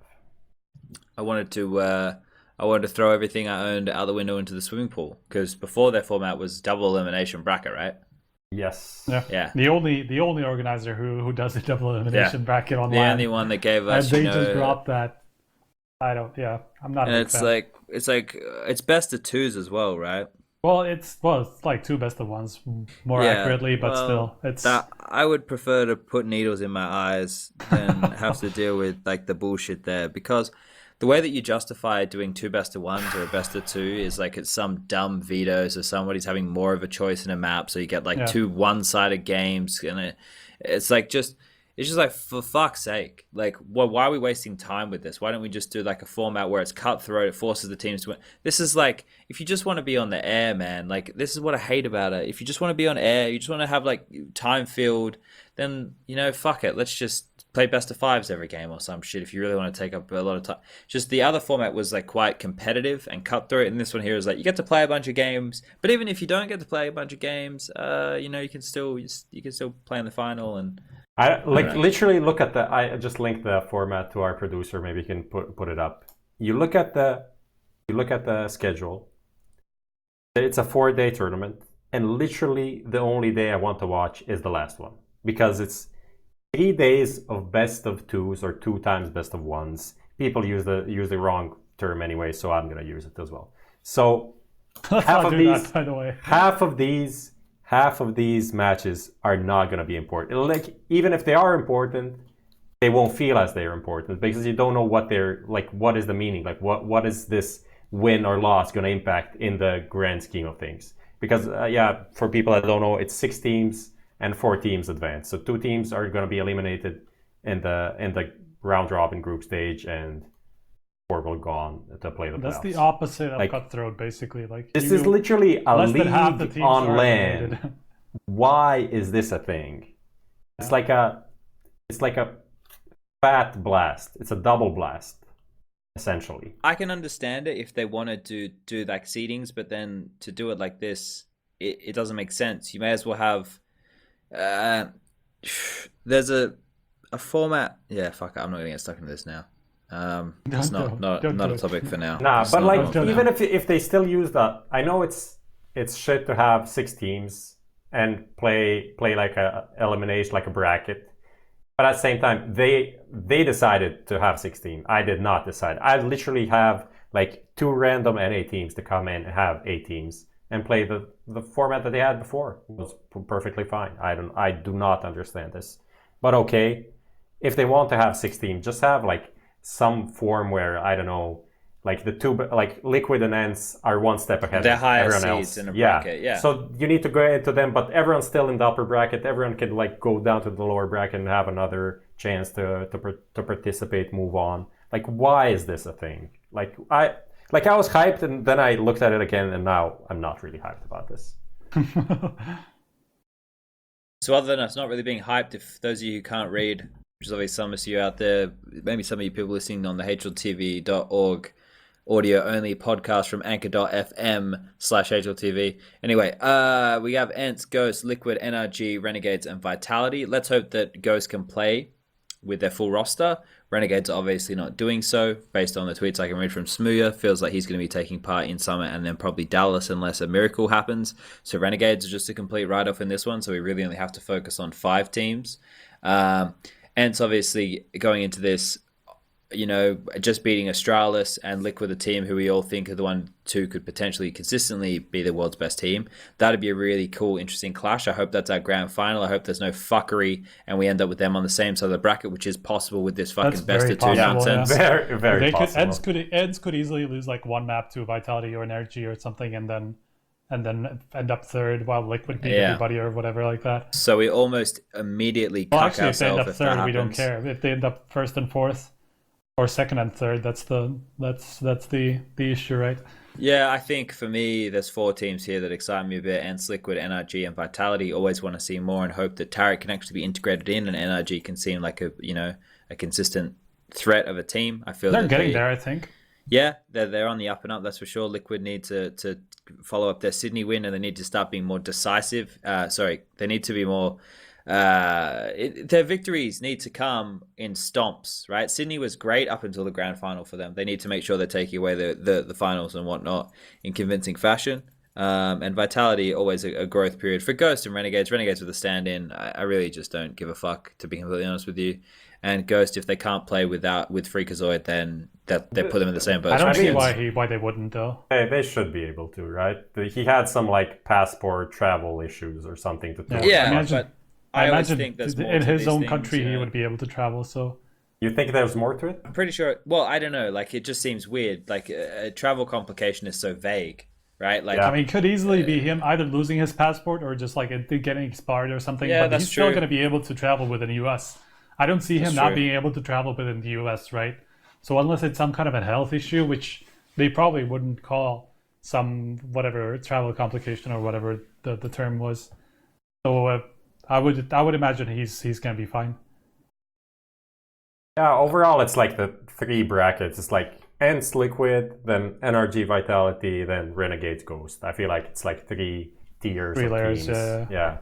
Renegades can still do damage. I feel like with Smooya. It just if he's good. But I don't care. Like, here's the thing. It's like not a long-term narrative. Like, I don't give a fuck if they come here and come 2nd. Who cares? Like, oh, cool. They put up a bit of a fight with not having 5. Great. That doesn't help, like, anything for the team. It doesn't help anything for the viewer. It's just like if you're a diehard Renegades fan and you want to see them do well, it's like, yeah, cool. They made it to the playoffs. But otherwise, there's no growth for them right now. It's just like they're sitting there treading water, just going, well, I hope the fucking life raft that is Grat gets here soon so we can actually practice with our proper 5. If this like sniffs up and it starts seeming like it's going to be more of a long-term thing, then yeah, I get a bit more invested. But right now, any event where you're playing with a stand-in, I do not give a single fuck. Like, you are probably better off, in my opinion, just not being there. Because it's just like, you're wasting everyone's time. It's just, obviously, these can't be helped. Certain situations, like coming to Australia, visa's too late. Gratisfaction can't get a P1. They've already agreed to go to the tournaments. But as far as from a viewership, storyline, seeing what you've done as a team, none of it's long-term. So it's hard to get invested in that kind of shit at all. Like, it just makes it so difficult to feel anything when you know that it's going to be there now and gone next. It's not like a major event either. Like, if they were going into like a 16-team ESL event with shitloads of best of 3s and they came top 2 with Smooya, now we're talking. But in this situation, it's just a smaller sample size, smaller pool. So whatever. Whatever. Yeah. How frustrating is it for you, Sad, as a Australian. Like first time there's a really good Australian team, like top 5 in the world, and they get so mega fucked that they literally can't play for like 2-3 months. How shit is that? This is what I was worried about, though. It's just like, I hope once it gets solved, like they're just gonna come back to where they were, at least close to it. Because at this point, like, who the fuck knows? Like, this could go on for months, right? I mean, the plan is, from what I talked to Gratisfaction in Sydney, is after Dallas, they're going to Europe, and they will unite in Europe, and then just like boot camp for Cologne and for the major and stuff like that. So basically, that's like 3.5 months that they will. Well, almost. Wait, what did you say after Dallas? Yeah, after Dallas. I mean, the plan was hopefully for them to qualify for a Pro League, but they didn't do that. So they can then they could boot camp for Pro League, play Pro League with Gratisfaction. But since that didn't happen, that's kind of fucked. So yeah, that's the thing. Like, what's the next European thing they will play? Is that Cologne? Is that true? I feel like it is. Renegades, yeah. Didn't qualify for ECS because they literally didn't play it because they didn't have their 5, right? Yeah, so they have it's Cologne. going Cologne to is be the Cologne. earliest European outside of America that they have. And then let's say they go to Chicago, they're going to be fucked for Chicago as well, assuming he doesn't have a P1 by then. Yeah. So that's 4 months. That's since the major. That's about 4 months that they will have without like any sort of real practice together in the long term, at least. Like they probably got some maybe like days like here and there, but nothing really sustainable. So that's just really, really rough for them, because the major ended in March, obviously with them looking really great, looking on the up, and then since then they just got fucked. All right, everybody, as you see, Prof's just typed in the chat. If you have any questions you want to send them through now, because we've already got through all of our topic list for this evening. It's been a pretty busy run of Counter-Strike for everybody lately, so we already did the stuff on FaZe. We're not going to rehash any of that. You can listen to the audio podcast. You can go back to the start of it. You can get it there. We're not a fucking record over here at the HLTV Confirmed podcast. We give you some fresh content. I'm never regurgitating the same shit, just like my analyst desk segments. You know, that banana control, it's a fresh take every time. I'm just seeing there, like, people are spamming the chat about like some bugs or exploits being found. I saw that just now on Twitter, actually, while we were talking about the previous topic, I think, where Hasi just tweeted a video of you being able to like basically reset the shape of a smoke. So it's just like you can have it on a keybind where it just like changes shapes and just like rotates basically, and so you can see on the edges and shit like that. And apparently it also affects Molotovs as well. They disappear short, like for a second, so you can literally see through them as you would normally. That'll be fixed in 24 hours. Oh yeah, so, I mean, this is the type of the thing that Valve, as long as they are fucking alerted that this is happening and not just like being raised on Twitter, that should be fixed fairly quickly. As long as they are able to like replicate it and not replicate it, they can just disable the fucking command. Yeah. Or put and it just like made under... it SB cheats only, and that's the easy fix right there. One of the things that is still in the game, I'm not sure how Valve like notified about it, but the fact that the smokes align differently if you're spectating someone and if you're playing, that like happens if you're like if you're playing Face It and you're dead and you're watching someone else. Or if you're in coach mode, you're watching someone playing. You mean the smokes from client side? I think it has to do with this command, actually. Like, well, not with this command, but obviously the shapes, you can change the shape. Yeah, so the fact that there can be different shapes is something as well. Why do we have different shaped smokes? Yep. Not sure. I know that the smoke changes throughout its transitions, right? So I guess what that bug is doing is it's skipping it through its transitions, maybe? Yeah, like because if you sit there and you watch, so maybe just make it so there isn't a transition to other shapes, that it just sits there and puffs in the same spot. I mean, it would make a lot of sense just because it would just be so consistent. If it was consistent, how it transitions, like how it starts, and like when it starts, whatever on the edge, you can be seen, and then when it starts fading, like how quickly you can be seen actually through the smoke. Like if that was consistent, that would be so much more helpful for players to understand how to behave in smokes and around the smokes. Because obviously at this point, like sometimes you're standing in a smoke and you think you can't be seen, but one player can see your leg or whatever, like from a different angle. So that's the awkward part about smokes right now. So for that to be made consistent, that would be pretty cool. I mean, the most bullshit thing is that there is that one clip that the No Chance guys, I think like Sticko and someone else put up, like two different POVs. It's like the guy that is playing the game doesn't see the guy. And Yeah, exactly. on the other side, like someone else, like the spectator sees him, is like spam the smoke, he gets the kill. And on the other side, the other guy doesn't see anything. Like the two players don't see anything, but a spectator sees it. And then you can literally die because the spectator told the player to shoot through the smoke. It doesn't really happen that often, but it happens sometimes, and it just shouldn't happen. It's just really unnecessary, right? Like it shouldn't be in the game. Yeah. So this here, if this command has something to do with how it normally plays out, that'd be cool. They could fix two birds with one stone, right there. Which, I mean, obviously you can reset it somehow. So for Valve to basically set for the smoke to just be like this one specific shape, like choose one, pick one, and have it the biggest one, the consistent. Yeah, exactly. Whatever. Just if they could do that easily, I feel like that should be like an easy fix. I'm not sure. I'm not a coder. I don't know how it works, but I imagine it shouldn't be that complicated if you can rotate through the different shapes.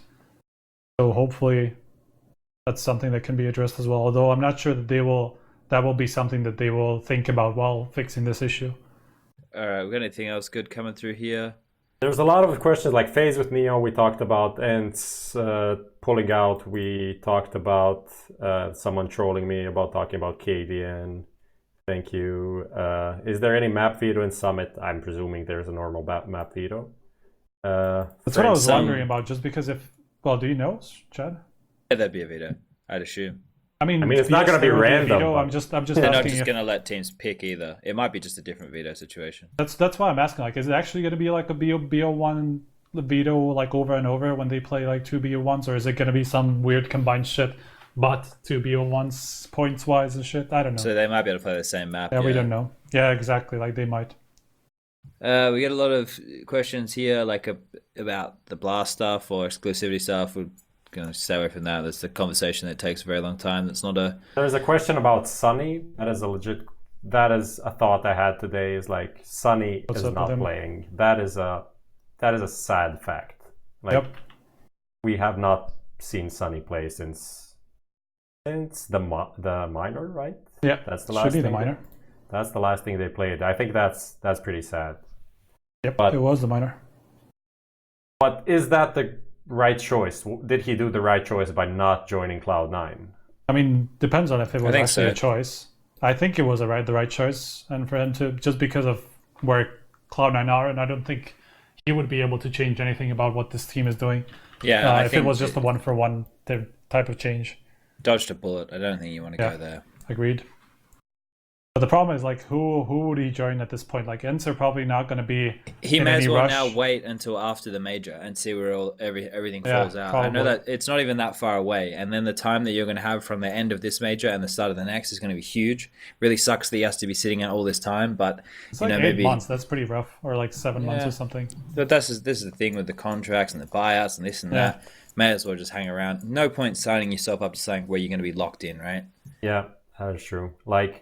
Obviously has like a serious buyout. It might not be like the biggest buyout in the world, but it is like 100K plus, I would say, definitely. So that's something. I'd be surprised if it was when someone is buying you out for that, they're going to lock you in for a period of time. So, and from that point of view, yeah, it doesn't make sense to go to a team that you don't believe is going to be great.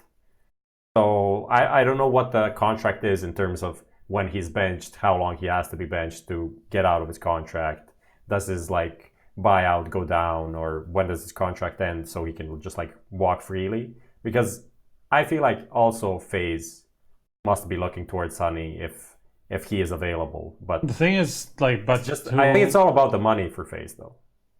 Could be one, but at the same time, like, who would they get rid of? Like, are they actually looking towards like changing one of the core four? I don't know about that. Like, sure, Olaf and Rain. Well, Rain is kind of like on the way up. Even Olaf is looking a little bit better than he was like 3-4 months ago.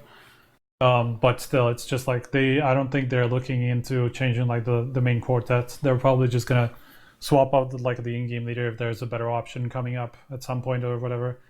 I don't think they will touch the main quartet. All right, boys. I think that's drying up our questions here. We're going to close this one down.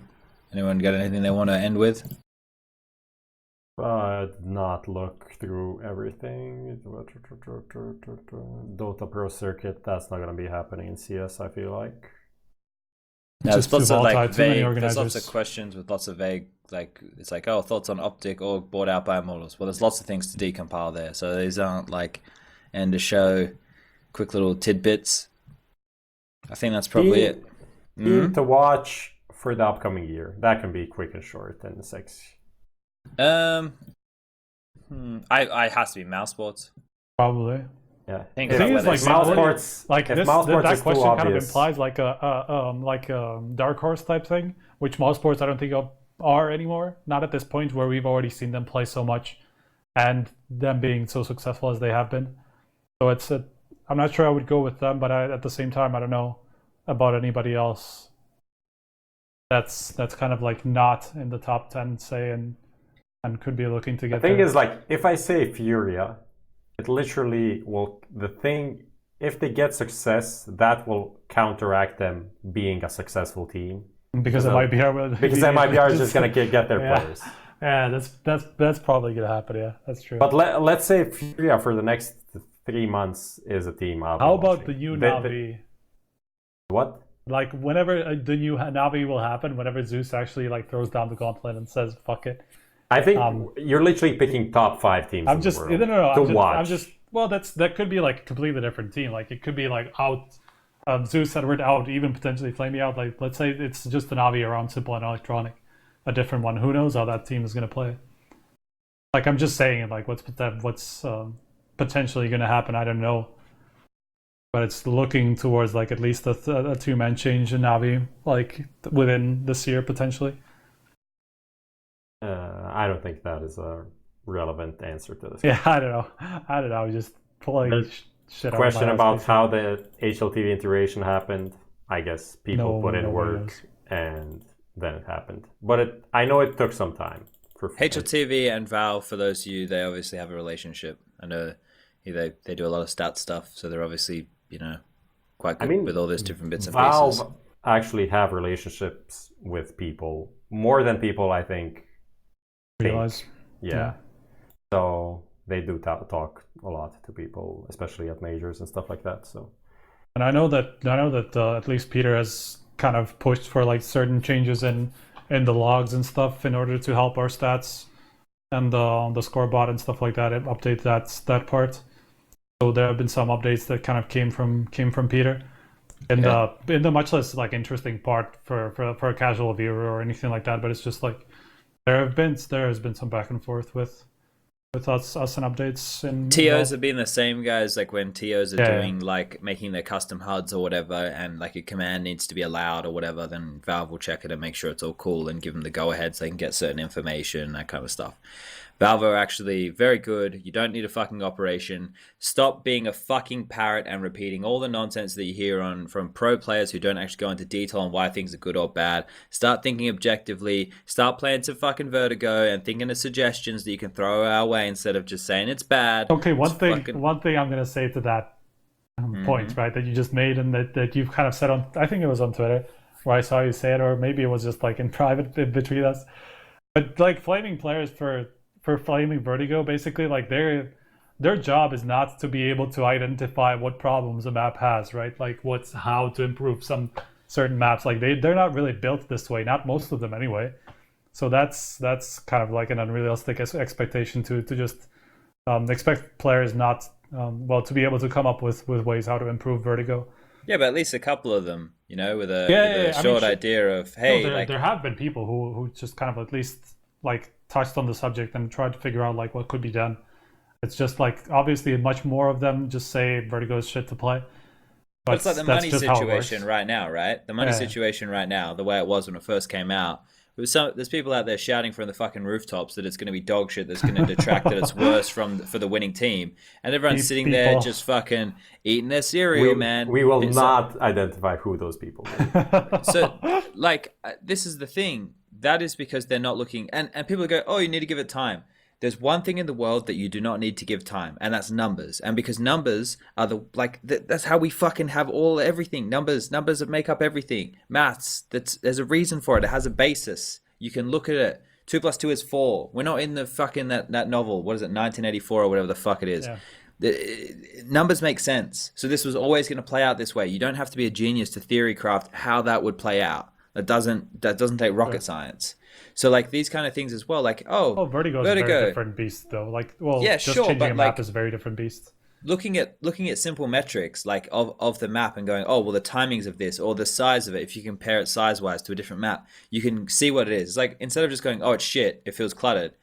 How do you decompile that? You go, okay, well if we change the playable floor space, if we change the timings of this, if we make it so they have to fight over more territory, those aren't crazy things to think about. Oh, sure. You know, if they don't have the time to think about it, that's fine. I don't expect them to. But also, everybody watching right now, what they do is they see a player say something and they take that shit as fucking gospel and they go, oh, that's shit.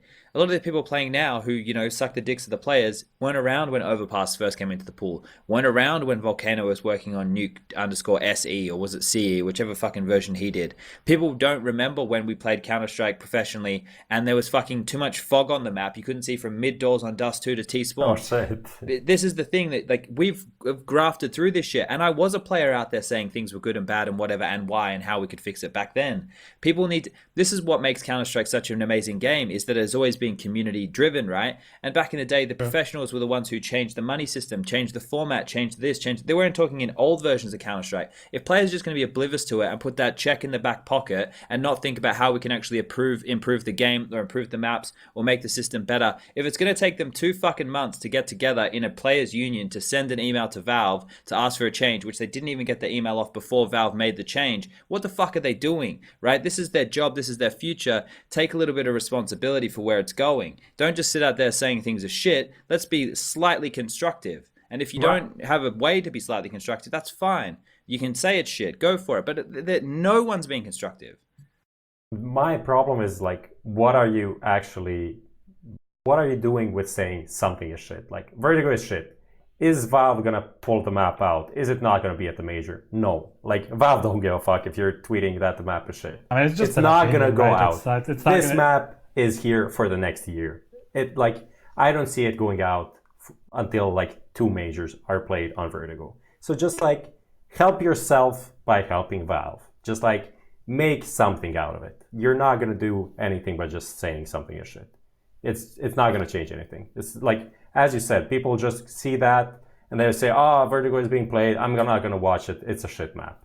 It's like, and then people are not gonna play it, then Valve will have less data on it, and it's just not gonna help the whole case of you enjoying yourself playing CS for a living. Anyway, let's close it down. We're done. We've had enough. We've finished our topics. We've had a good evening. Guys, this was episode 17, if I can count. We'll be back for episode 18 next Sunday at 4 p.m. CEST, which means I'll be getting up at probably 8 a.m. I'll already be in Dallas at that time. Next Sunday, tune on in. I don't know if we'll have Banks with us back or not. We'll find out with that one there. We obviously have more coming from the GG Bet Master Better segment. Any updates, any news, anything like that, we'll bring to you. If you want to listen to us in the car, head over to anchor.fm/HLTV. You can get the audio only podcast. We're on Spotify. We're on fucking every single thing that you can fucking think of. Get out of here, you filthy animals. Have a good Monday. And see you next time. Watch some CS. Yeah.